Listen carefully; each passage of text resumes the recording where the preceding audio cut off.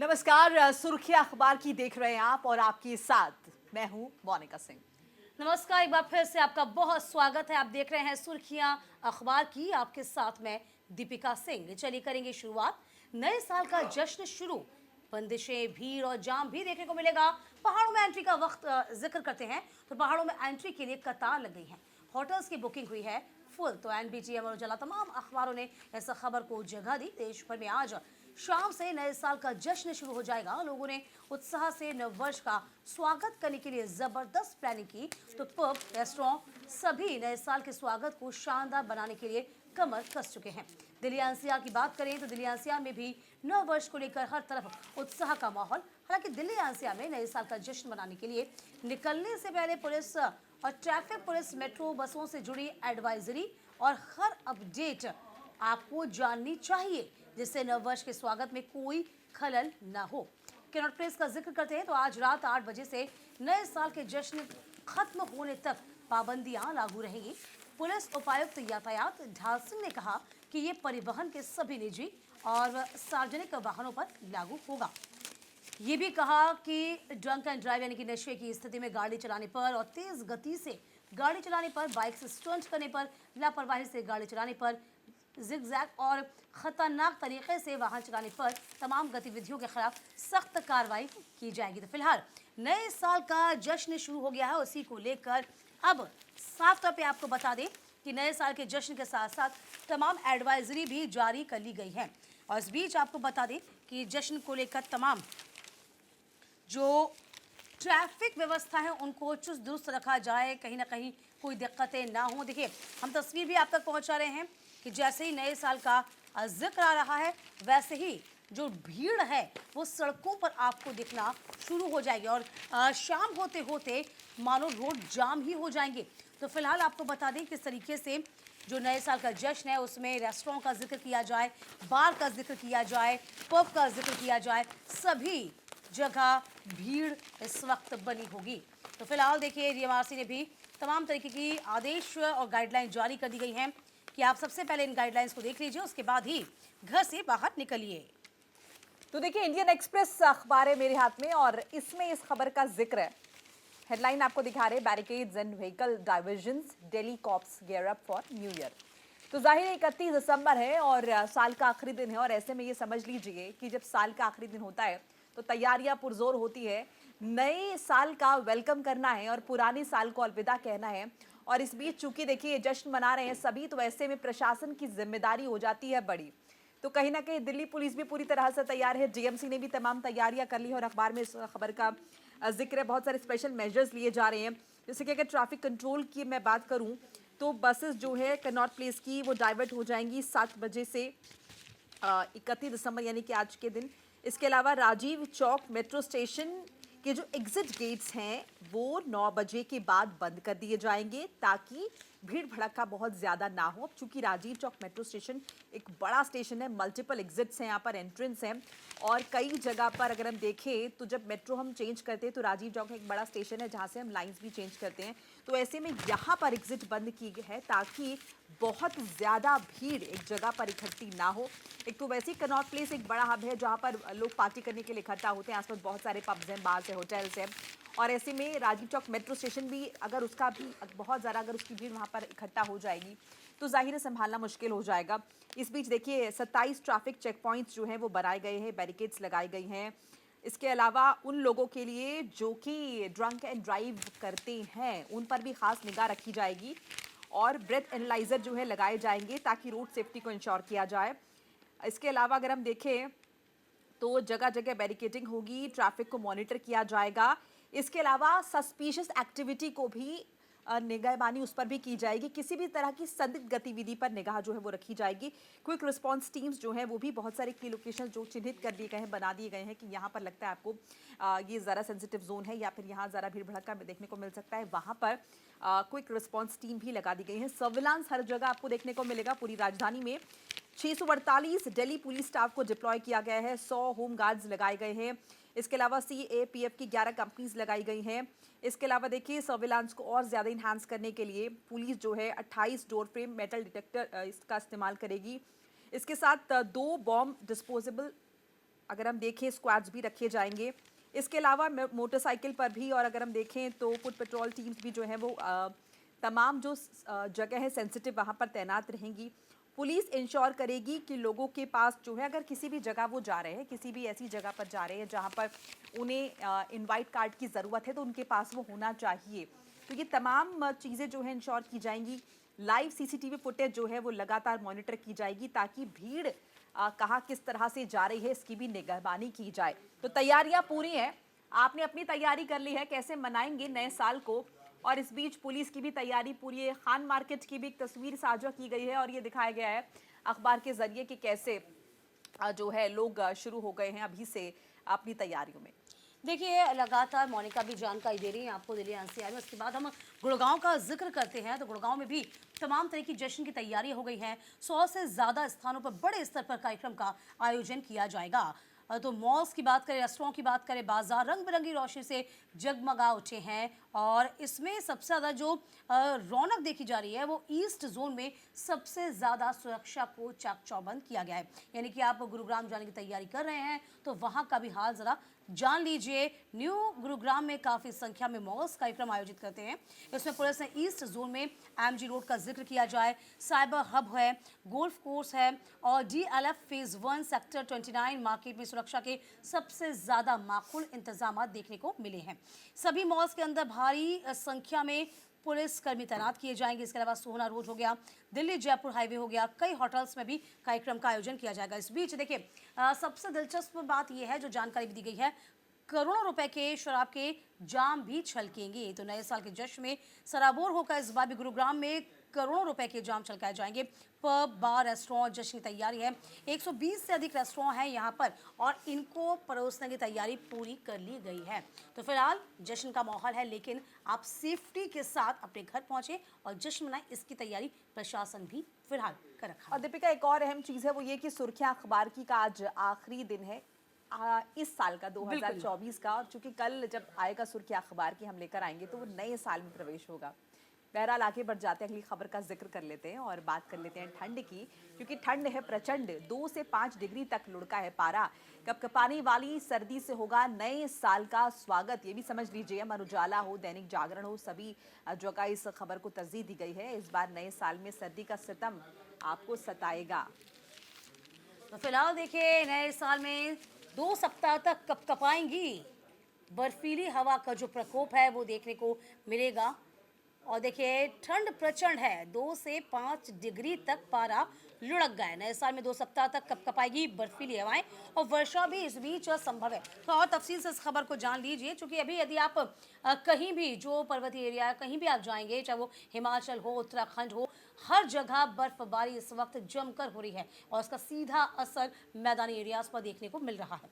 तो पिछली 6 जनवरी के बीच पहाड़ों पर आ रहे हैं 2 पश्चिमी विक्षोभ और देश के 3/4 हिस्सों के मौसम में बड़े परिवर्तन के संकेत दिए गए हैं। तो फिलहाल आपको बता दें, नए साल की शुरुआत से पहले कड़ाके की सर्दी और जनवरी के पहले 2 हफ्ते में पहाड़ों पर पश्चिमी विक्षोभ आने वाले हैं, जिससे कि न्यूनतम तापमान में तेजी से गिरावट दर्ज की जाएगी। इसके अलावा आपको बता दें कि जम्मू कश्मीर से लेकर पंजाब का जिक्र कर लें, हरियाणा, दिल्ली, बिहार तक की बात करें, मध्य प्रदेश का जिक्र कर लें, फिर राजस्थान का जिक्र कर लिया जाए, हर जगह आपको बता दें कि भारी ठंड का प्रकोप देखने के लिए मिलेगा।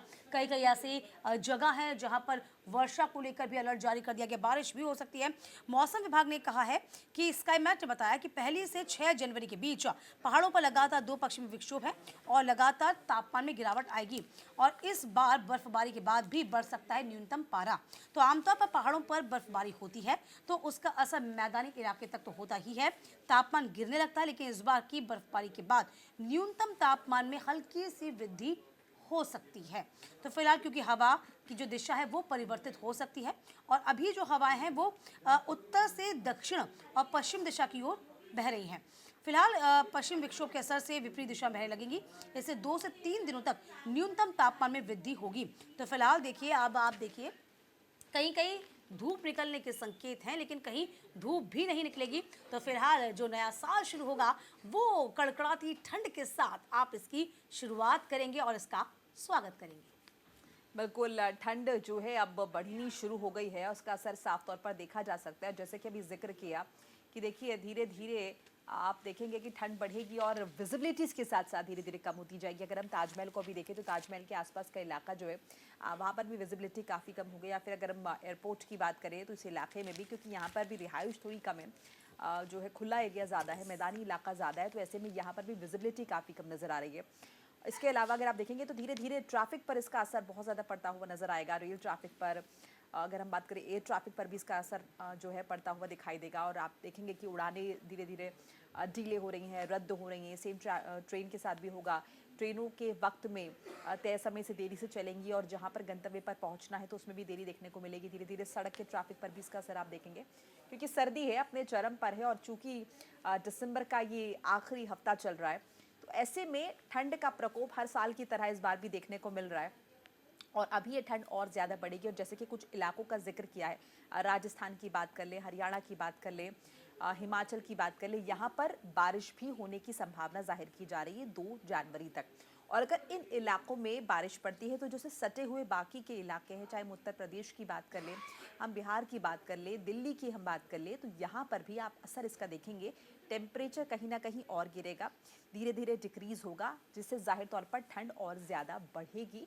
ऐसे में मुमकिन है कि धीरे धीरे बच्चों के स्कूल्स आप देखेंगे कि उनकी छुट्टियां एक्सटेंड हो रही हैं और भी दूसरी चीज़ों पर इसका खासा असर पड़ता हुआ नजर आएगा। और जो सबसे बड़ी समस्या है दिल्ली एनसीआर की, पोल्यूशन।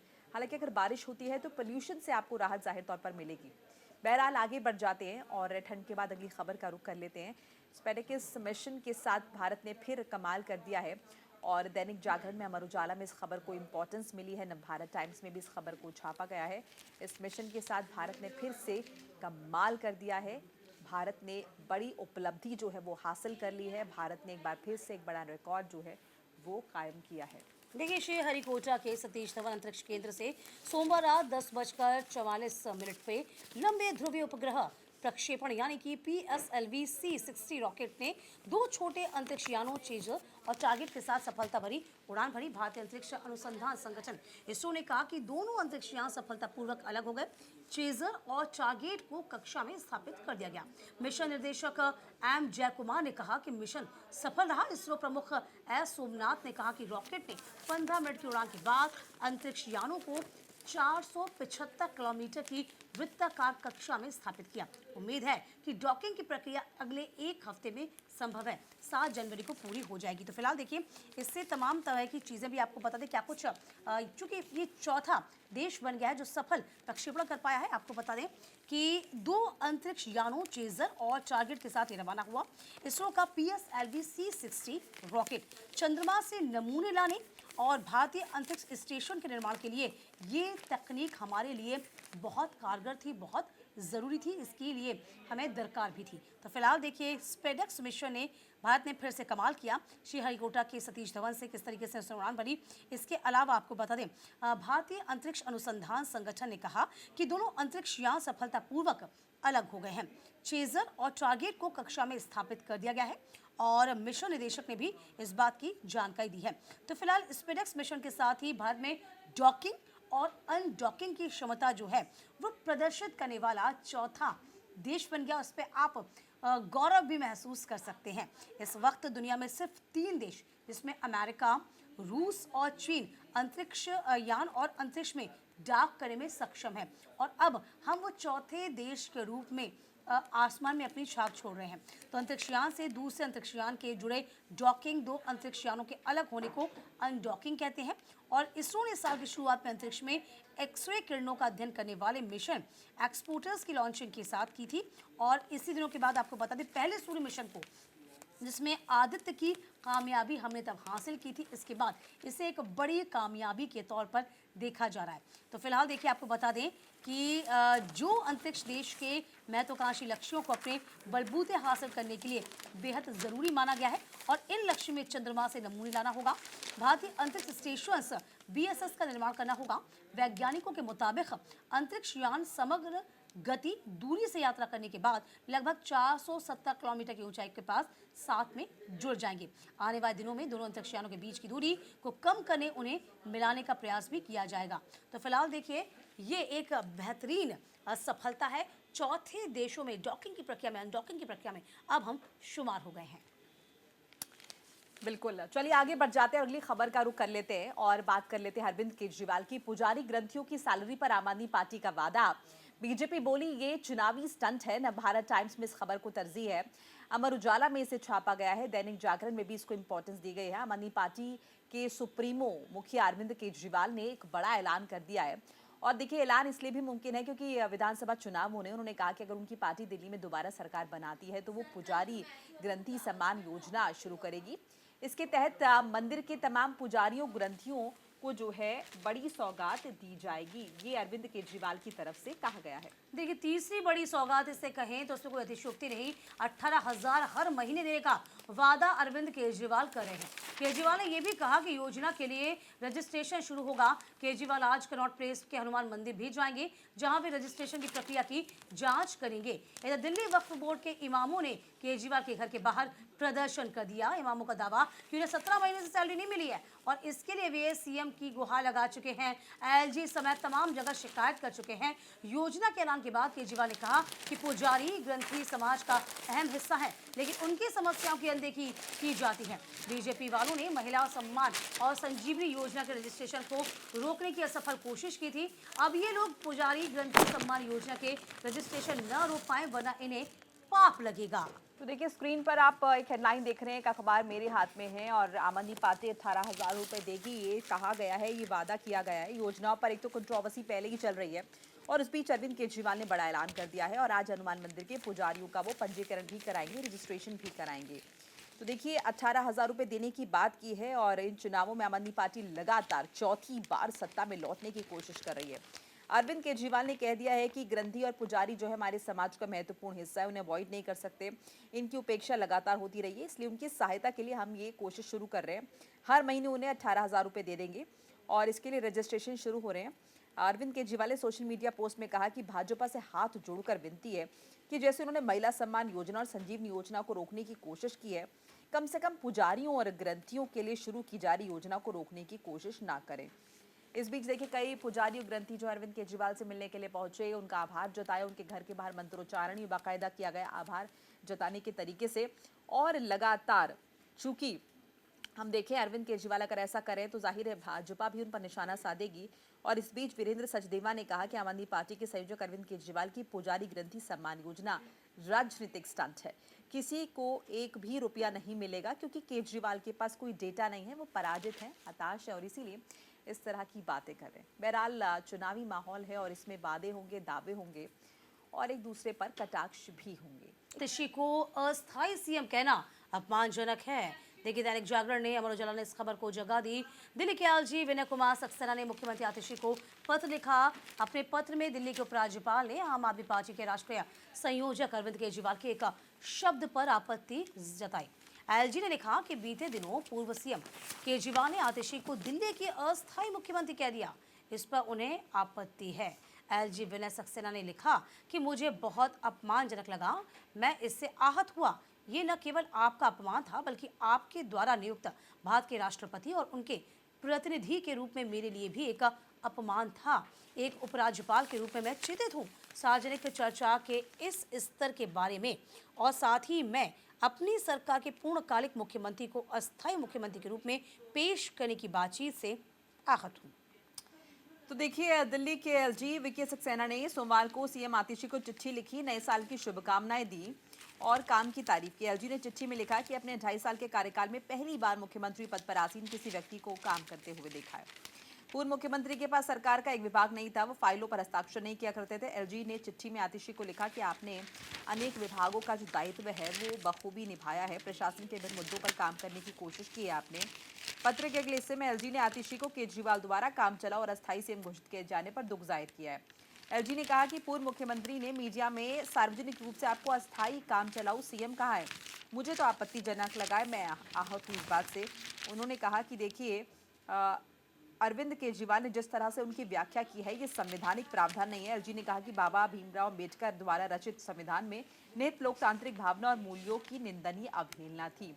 इस बीच आतिशी ने भी तंज किया है और कहा है कि गैर जरूरी टोका टाकी के कारण बाधाओं ने काम को धीमा कर दिया है। एलजीबीके सक्सेना की चिट्ठी का सीएम आतिशी ने जवाब दिया है और कहा है कि सरकार के सभी निर्वाचित सदस्य असल में अस्थायी ही होते हैं। मुझे देखकर निराशा हुई है कि आपका पत्र रचनात्मक सहयोग के बजाय आलोचना पर केंद्रित है। आतिशी ने कहा कि हमारे देश के लोकतांत्रिक सिद्धांतों का प्रमाण है कि सरकार के सभी निर्वाचित जो है सदस्य अस्थायी होते हैं। ये लोग अपने कार्यकाल की अवधि तक ही पद पर बने रहते हैं। मैं इस बात से हैरान हूं कि आप सक्रिय लोकतंत्र की सच्चाई को उजागर करने वाले बयान पर आपत्ति जता रहे हैं। तो देखिए, कुल मिलाकर अगर हम देखें तो एलजी ने जिस तरह से आतिशी के लिए कहा है कि मुझे बुरा लगा, आपको टेम्पररी कहा गया है, लेकिन आतिशी ने इस बात का बखूबी जवाब दिया। उन्होंने कहा कि देखिए, सभी टेम्पररी अपने अपने पद पर कुछ वक्त के लिए आसीन होते हैं और उसके बाद पद को छोड़ना पड़ता है। यानी जिस मंशा से एलजी ने इस बात का जिक्र किया है, वो मंशा दीपिका यहाँ पूरी होती हुई नजर नहीं आई। बिल्कुल, देखिए हम कह सकते हैं इसे आग में घी डालने का काम एलजी ज़रूर कर रहे थे, लेकिन बखूबी आतिशी ने इस बात को संभाल लिया। और देखिए, उस वक्त आपको याद होगा जब आतिशी ने कमान संभाली थी, तब आतिशी ने खुद ही कहा था अपने आप ही कि देखिए, हम जो हैं यहाँ पर सिर्फ जो मैं हूँ कहीं ना कहीं आपकी सेवा के लिए हूँ, लेकिन बतौर यदि आप फ्यूचर में देखेंगे तो आपको सीएम के तौर पर अरविंद केजरीवाल ही नज़र आने चाहिए। तो फिलहाल बढ़ेंगे आगे। बिहार में बीपीएससी अभ्यर्थियों के आंदोलन के समर्थन में ट्रेनें रोकी गई हैं। दैनिक जागरण ने इस खबर को, एनबीटी ने इस खबर को जगह दी। बिहार लोक सेवा आयोग की 70वीं संयुक्त परीक्षा को अभ्यर्थी रद्द करने की मांग कर रहे हैं। पुलिस ने रविवार को अभ्यर्थियों पर लाठीचार्ज कर दिया था। इसके विरोध में कल बिहार बंद का ऐलान किया गया था। छात्र पुनः परीक्षा से कम पर बात मानने को तैयार है ही नहीं। बिहार बंद का असर भी दरभंगा में देखने को मिल रहा है। लोग तस्वीरें भी आप तक हम पहुंचा रहे हैं, ये तस्वीरों के जरिए आप समझ पाएंगे। दरभंगा रेलवे स्टेशन पर कल सुबह प्रदर्शनकारियों ने पुलिस लाठीचार्ज के विरोध में दरभंगा से दिल्ली जा रही बिहार संपर्क क्रांति सुपरफास्ट ट्रेन को दरभंगा स्टेशन पर रोक दिया। दरभंगा स्टेशन पर प्रदर्शनकारियों ने रेल की पटरी पर उतरकर जमकर विरोध जताया। कई छात्रों ने ट्रेन के इंजन पर चढ़कर सरकार के खिलाफ जमकर नारेबाजी की। बिहार लोक सेवा आयोग बीपीएससी के खिलाफ राज्य के छात्रों का रोष बढ़ता ही चला जा रहा है। छात्र 13 दिसंबर को हुई परीक्षा को रद्द करने की मांग कर रहे हैं। आयोग ने इस मांग को सिरे से खारिज कर दिया है। राजधानी पटना में पुलिस ने प्रदर्शनकारी छात्रों पर वाटर कैनन और हल्के बल का भी इस्तेमाल किया। इस कदम से छात्रों में और ज्यादा आक्रोश है, जिसे लेकर कल बिहार बंद और चक्का जाम किया गया। तो बीपीएससी अभ्यर्थियों के आंदोलन के समर्थन में ट्रेनें रोकी गई हैं और आपको अखबार की हेडलाइन एक स्क्रीन पर भी दिखा रहे हैं और एक दीपिका के हाथ में भी मौजूद है। देखिए, अब तस्वीरों के जरिए आप समझिए, यहाँ पर चक्का जाम कर दिया गया था। कल इस बात का ऐलान किया था। लगभग 14 दिनों से तमाम जो अभ्यर्थी हैं वो मैदान में डटे हुए हैं। और देखिए, जो परीक्षा संपन्न करा चुकी हैं, उस संपन्न परीक्षा के बारे में ही तमाम तरीके से अभ्यर्थी सवाल खड़े कर रहे हैं कि उसमें धांधली हुई है। जरा तफसील से और बता देते हैं आपको। बिहार में बीपीएससी अभ्यर्थियों के आंदोलन के समर्थन में ट्रेनों को रोका गया था। बीपीएससी की मांग, प्रारंभिक परीक्षा को रद्द करने वाली मांग कर रहे आंदोलनकारी अभ्यर्थियों के समर्थन में लाठीचार्ज के विरोध में सोमवार को छात्र संगठनों ने प्रदर्शन किया। तो फिलहाल देखिए किस तरीके से लगातार चौथी बार लाठीचार्ज किया गया था। लगातार तमाम जो अभ्यर्थी थे वो सड़कों पर डटे हुए थे। इससे पहले किस तरीके से पीके ने, प्रशांत किशोर ने भी तमाम छात्रों का आह्वान किया था, उनको मैदान में बुलाया था। यानी कि इस पूरे मामले को राजनीतिक रंग अब दिया जा रहा है। इस बीच आपको बता दें, दरभंगा जंक्शन पर बिहार संपर्क क्रांति ट्रेन, आरआर स्टेशन पर डीडीयू पटना पैसेंजर ट्रेन 15 से 20 मिनट तक पर रोक ली गई थी। और आईसा, आरवाईए, एसएफआई व छात्र राजद के कार्यकर्ताओं ने जगह जगह सड़क जाम किया। पटना में भी मार्च निकाला गया। छात्र संगठन के कार्यकर्ताओं ने घंटों अशोक पथ को जाम रखा और अभ्यर्थियों की पिटाई भी की। इस बीच आपको बता दें, जन स्वराज पार्टी के संस्थापक प्रशांत किशोर को भी विरोध का सामना करना पड़ा। हालांकि अब जो इस पूरे मामले में आज की अपडेट ये है कि इस पूरे मामले को लेकर राज्यपाल ने बीपीएससी के जो चेयरपर्सन हैं उनको तलब किया है। हालांकि बीपीएससी पहले ही कह चुकी है, बिहार संघ लोक सेवा आयोग कह चुका है कि किसी भी सूरत हाल में परीक्षा को रद्द नहीं किया जाएगा। चलिए, जिस तरह से हम लगातार आपको बता रहे हैं कि बीपीएससी अभ्यर्थियों के खिलाफ किस तरह से बल प्रयोग भी पुलिस ने किया है और सख्ती हुई है। हालांकि विपक्ष लगातार उनके साथ है और समर्थन लगातार दे रहा है। बहरहाल आगे बढ़ जाते हैं और अगली खबर का रुख कर लेते हैं। बात राजनाथ सिंह की कर लेते हैं। 2029 तक देश में अगर हम देखें तो लगातार राजनाथ सिंह जो है अलग अलग मंचों पर जाकर काम करते रहे हैं और जिस तरह से हमने देखा है कि राजनाथ सिंह की तरफ से 2029 तक देश का रक्षा निर्यात का अगर जिक्र करें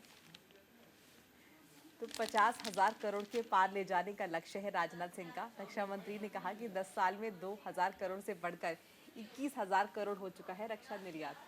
देखिए, तमाम अखबारों ने इस खबर को तरजीह दी। अमर उजाला ने इस खबर को जगह दी है।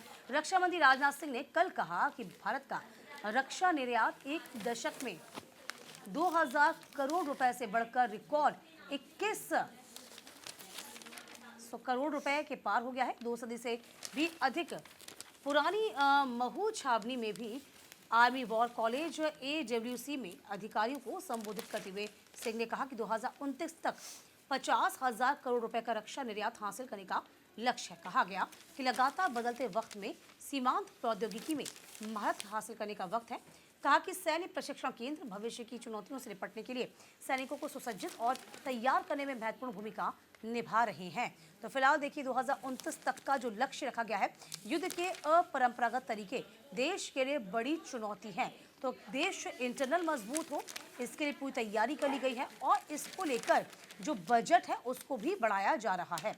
तो फिलहाल रक्षा निर्यात का जिक्र किया कि अब तक कितना खर्च किया जा चुका है और आगे कितनी आवश्यकता है 2029 तक रक्षा निर्यात में, यानी कि रक्षा के क्षेत्र को, यानी कि रक्षा के क्षेत्र में उसको सुदृढ़ करने के लिए कहीं ना कहीं 50,000 करोड़ के पार ले जाने का लक्ष्य रखा गया है। इसीलिए कई मायनों में ये खास माना जा रहा था। आपको बता दें कि जाहिर सी बात है, किसी भी देश के मजबूती का संकेत होता है कि उसका जो रक्षा क्षेत्र है वो कितना मजबूत हो। इसी को लेकर हमेशा से कोशिश यही की जाती है कि जो तमाम वेपन्स हम बाहर से खरीदते थे, उन वेपन्स को हम अपने ही देश में बना सकें, और इसी को लेकर अब ये कहा गया है कि 29 तक जो टारगेट है वो काफ़ी बड़ा हम रखेंगे। और इसी को लेकर रक्षा मंत्री राजनाथ सिंह ने कहा है कि देखिए, इसे अब और ब्रीफ किया जाएगा, इसे और एक्सटेंड किया जाएगा कि अभी तक जितना हम खर्च कर रहे थे इसमें अब हम और भी ज़्यादा बढ़ाएं। तो फिलहाल देखिए, आपको बता दें कि किस तरीके से साफ तौर पे तमाम बड़ी बातें कही गई हैं कि रक्षा में किस तरीके से हर एक चीज़ को बढ़ाया जाए। तो फिलहाल खबरों में आगे बढ़ जाएंगे और बात करते हैं डल्लेवाल की। तो डल्लेवाल को मना नहीं कर पाई पंजाब सरकार। अब आपको बता दें कि साफ तौर पर कहा गया है कि किसी न किसी तरीके से एक बीच का रास्ता निकाला जाए और किसानों के इस आंदोलन को खत्म किया जाए।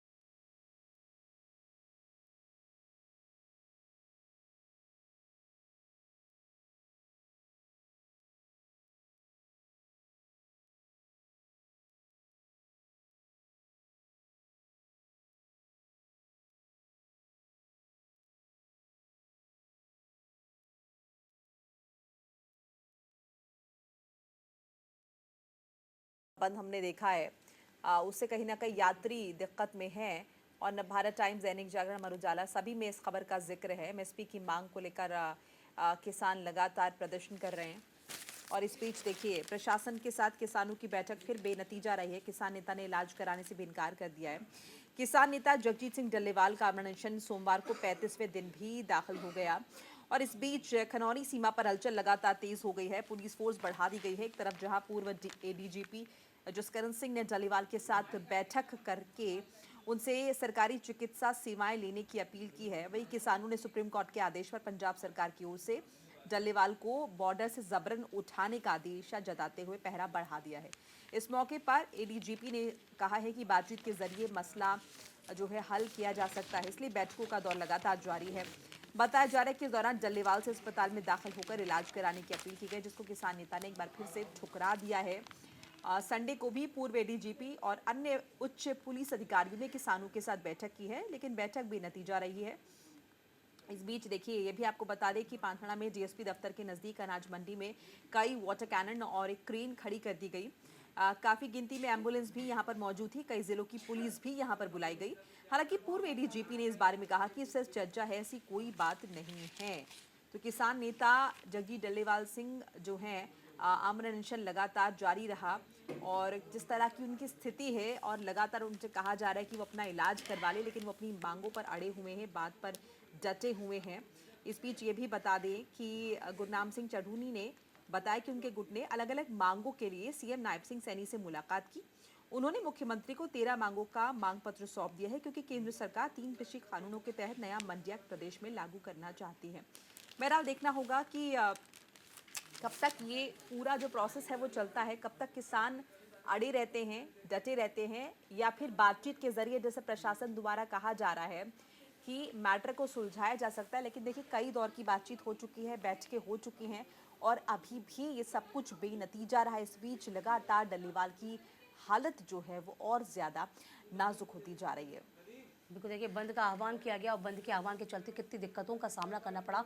हम ट्रेनों का जिक्र करें तो 160 ट्रेनें रद्द कर दी गई, 50 के रूट को डाइवर्ट कर दिया गया। 9 घंटे तक ये बंद चला, उसका असर भी साफ तौर पर देखने को मिला। हालांकि सुप्रीम कोर्ट पहले इस बाबत फटकार लगा चुका है, कह चुका है सरकार को भी कि देखिए डल्लेवाल की स्थिति ठीक नहीं है, तो आप कम से कम उनको एक चिकित्सीय सुविधा उपलब्ध कराएं। हालांकि अब जैसे जैसे वक्त बीतता जा रहा है, वैसे वैसे डल्लेवाल की जो तबीयत है वो और भी ज़्यादा नासाज होती जा रही है। चलिए खबरों के सिलसिले को आगे बढ़ाते हुए आगे बढ़ जाएंगे।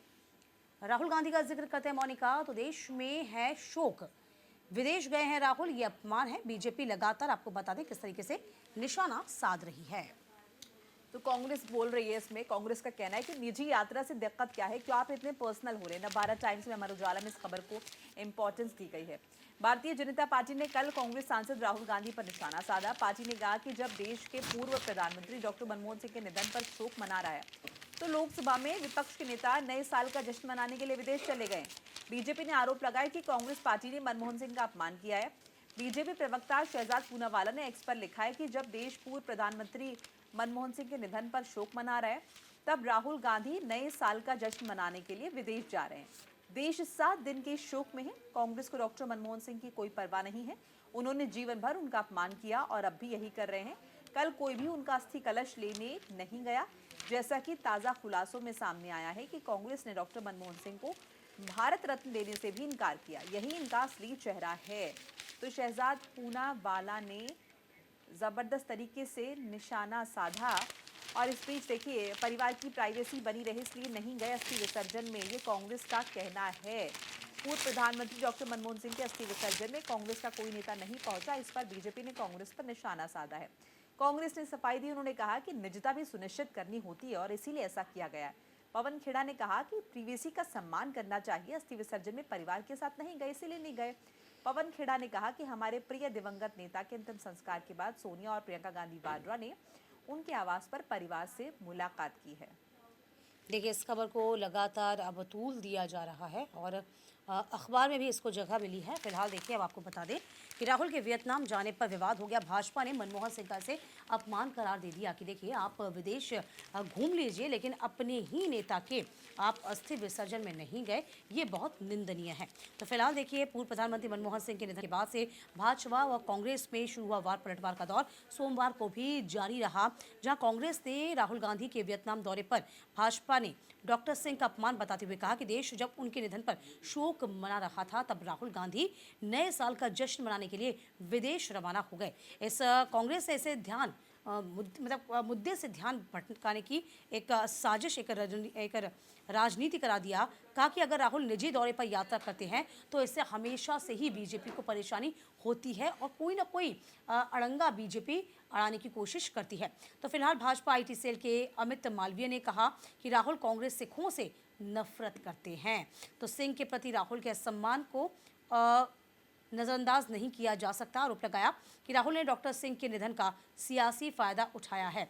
हालांकि परिवार की निजता का हम ख्याल रखते हैं, ये कांग्रेस की ओर से कहा गया है कि देखिए परिवार की निजता हमें बनाए रखनी थी, इसीलिए हम अस्थि विसर्जन में शामिल नहीं हुए। तो देखिए लगातार कांग्रेस में के नेता राहुल गांधी के लिए भी कहा जा रहा है कि वो विदेश घूमने चले गए हैं नए साल का जश्न मनाने के लिए। हालांकि कांग्रेस पार्टी कह रही कि उनका निजी अधिकार है और अब आप निजी टिप्पणियां इस तरह से ना करें कि हर बात को उसी बात से जोड़ा जाए। पूर्व प्रधानमंत्री मनमोहन सिंह के लिए हमारे मन में भी उतना ही सम्मान है जितना होना चाहिए। राहुल गांधी की निजी यात्रा, चूंकि वो वियतनाम गए हुए हैं, इसे इस बात से जोड़ना पूरी तरह से संवेदनहीनता को दर्शाता है। बहरहाल आगे बढ़ जाते हैं, अगली खबर का जिक्र कर लेते हैं। महाराष्ट्र की मंत्री राणी ने केरल को बताया है मिनी पाकिस्तान, वोट देने वालों को भी बताया है आतंकी। अमर उजाला में इस खबर का जिक्र है। तो देखिए, साफ तौर पे बीजेपी नेता और महाराष्ट्र के मत्स्य पालन मंत्री नितेश राणा की केरल को मिली मिनी पाकिस्तान बताने वाले बयान पर देश की सियासत गर्म हो रखी है। राणा के इस बयान का जो विरोध है वो पूरे भारत में हो रहा है। इसी को लेकर बात इतनी बढ़ गई है कि कांग्रेस ने सोमवार को महाराष्ट्र के मंत्री नीतीश राणा के खिलाफ अयोग्यता की मांग कर दी है। बता दें, रविवार को पुणे जिले में एक रैली में बीजेपी नेता नीतीश राणा ने कांग्रेस सांसद राहुल गांधी और प्रियंका गांधी पर निशाना साधते हुए केरल को मिनी पाकिस्तान करार दे दिया। कहा कि सभी आतंकवादी गांधी परिवार को वोट देते हैं। राणे ने वायनाड लोकसभा सीट पर कांग्रेस नेताओं राहुल गांधी, प्रियंका गांधी वाड्रा की चुनावी जीत का हवाला देते हुए बयान दिया था। और अब देखिए, इस पूरे मामले को लेकर साफ तौर पर जो कांग्रेसी हैं वो भड़क गए हैं और कहा है कि अब इनको अयोग्य घोषित किया जाना चाहिए। तो फिलहाल इस बयान से हर जगह किस तरीके से अब गहमा गहमी का माहौल हो गया है। क्योंकि यदि केरल का जिक्र करेंगे तो आप देखिएगा, केरल में लगातार सरकार जो है वो कांग्रेस की है और उसी को लेकर कहा गया है कि जितने भी आतंकवादी हैं वो कहीं ना कहीं सपोर्ट करते हैं कांग्रेस को, और ये अपने आप में बड़ी बात है और इसी को लेकर ये तमाम बातें कही गई। तो फिलहाल देखिए, इस पूरी बात से, इस पूरे बयान से किस तरीके से बौखला गया है कांग्रेस, और ये साफ तौर पर बानगी देखने को मिली है।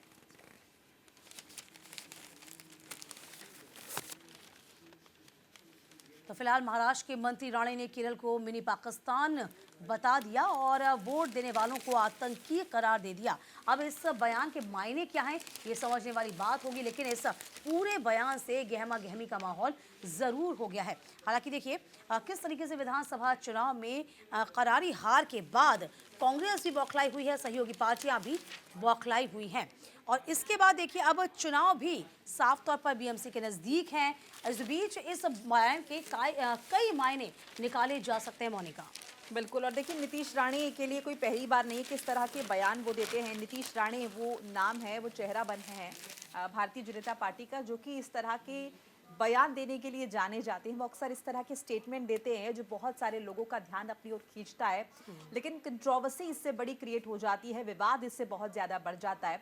और उसी कड़ी में नीतीश राणे का बयान, हालांकि देखना होगा क्या कुछ प्रतिक्रिया आती है, एक्शन का जाहिर रिएक्शन भी आएगा, देखना होगा क्या कुछ होता है। किस और तरह अब सियासत चुनाव भी गरमाती एक है। और नजदीक हैं। बिल्कुल। अब नगर निगम के जो चुनाव होने वाले हैं, जो कि सबसे बड़ा कहा जाता है नगर निगम होगा, और उसी को लेकर इन बयानों के मायने क्या निकाले जाएंगे, ये मोनिका देखने वाली बात होगी। बहरहाल आगे बढ़ जाएंगे, बात चंद्रबाबू नायडू की कर लेते हैं। चंद्रबाबू नायडू सबसे अमीर और ममता सबसे गरीब मुख्यमंत्री। तो फिलहाल देखिए, ये कहा गया, दैनिक जागरण ने इस खबर को जगह दी, अमर उजाला ने भी तरजीह दी है। Association for democratic reforms ADR की ओर से सब जो रिपोर्ट जारी हुई है उसमें सबसे अमीर और सबसे गरीब सीएम के बारे में बताया गया। आंध्र प्रदेश के मुख्यमंत्री एन चंद्रबाबू नायडू 931 करोड़ रुपए से अधिक की संपत्ति के साथ भारत के सबसे अमीर मुख्यमंत्री हैं, जबकि पश्चिम बंगाल की मुख्यमंत्री ममता बनर्जी सिर्फ 15 लाख रुपए की संपत्ति के साथ सबसे कम संपत्ति वाली मुख्यमंत्री है। एसोसिएशन फॉर डेमोक्रेटिक रिफॉर्म्स की ओर से जारी रिपोर्ट में ये जानकारी साझा की गई। रिपोर्ट में कहा गया कि प्रति मुख्यमंत्री की औसत संपत्ति 52.59 करोड़ रुपए, भारत की प्रति व्यक्ति शुद्ध राष्ट्रीय आय या फिर NNI 2023-24 के लिए लगभग 1,85,854 रुपए थी, जबकि एक मुख्यमंत्री की औसतन स्व आय होती है 13,64,310 रुपए, जो भारत के औसत प्रति व्यक्ति आय का लगभग 7.3 गुना है। देश के 31 मुख्यमंत्री की कुल संपत्ति 1,630 करोड़ रुपए है। रिपोर्ट से पता चला कि बिहार के नीतीश कुमार एकमात्र ऐसे मुख्यमंत्री हैं जो MLC हैं, जबकि बाकी सभी विधायक हैं। तो फिलहाल देखिए किस तरीके से इस बात को जगह दी गई है। और देखिए, अब मुख्यमंत्री की यदि दौड़ में सबसे अमीर मुख्यमंत्री का जिक्र होगा तो चंद्रबाबू नायडू का जिक्र होगा, और सबसे कम संपत्ति की जो मालकिन है वो है ममता बनर्जी, जो कि महज 15 लाख ही उनकी निजी संपत्ति बताई जा रही है। देखिए, आपको स्क्रीन पर भी दिखा रहे हैं अखबार की कटिंग, और मेरे हाथ में भी है, जिसमें जिक्र है कि चंद्रबाबू नायडू जो है सबसे धनी सीएम है, ममता सबसे कम सीएम है। तो कुछ आंकड़े जारी किए गए हैं और बाकायदा बताया गया है कि किसके पास कितनी संपत्ति है। और इसमें जो सबसे ओवरऑल अगर हम संपत्ति की बात करें, चंद्रबाबू नायडू की जो संपत्ति बताई गई 931 करोड़ रुपए है, से ज़्यादा है। और ममता बनर्जी की जो कुल संपत्ति है महज 15 लाख रुपए है। तो ये आंकड़े जारी हुए हैं। इस बीच बाकायदा एक चार्ट दिया हुआ है जिसमें जिक्र किया गया है कि अगर हम मोहन यादव की बात करें, एमपी के सीएम है, तो 42.04 जो है करोड़ इनकी संपत्ति है, 42 करोड़ से ज़्यादा है।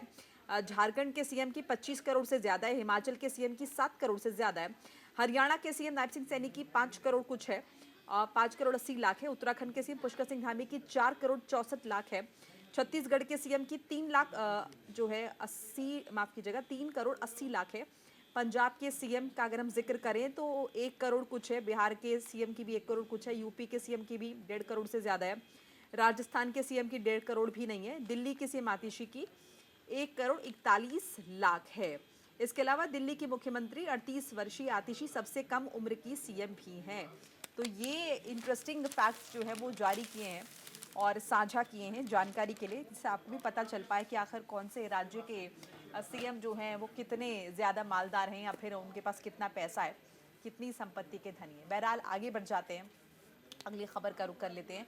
चौथे टेस्ट मैच में भारतीय टीम को 184 रनों से हार झेलनी पड़ी है। रोहित और विराट नहीं उठा पाए हैं जिम्मेदारी। 34 रन के अंदर 7 विकेट खोकर भारत ने ये मैच गंवा दिया है। अमर उजाला में इस खबर को इंपॉर्टेंस मिली है। दैनिक जागरण में छापा गया। भारत ऑस्ट्रेलिया के बीच बॉर्डर गावस्कर ट्रॉफी के चौथे टेस्ट मैच में टीम इंडिया को 184 रनों से हार झेलनी पड़ी है। भारत की ऑस्ट्रेलिया के खिलाफ बॉर्डर गावस्कर ट्रॉफी में 6 साल बाद कोई हार है।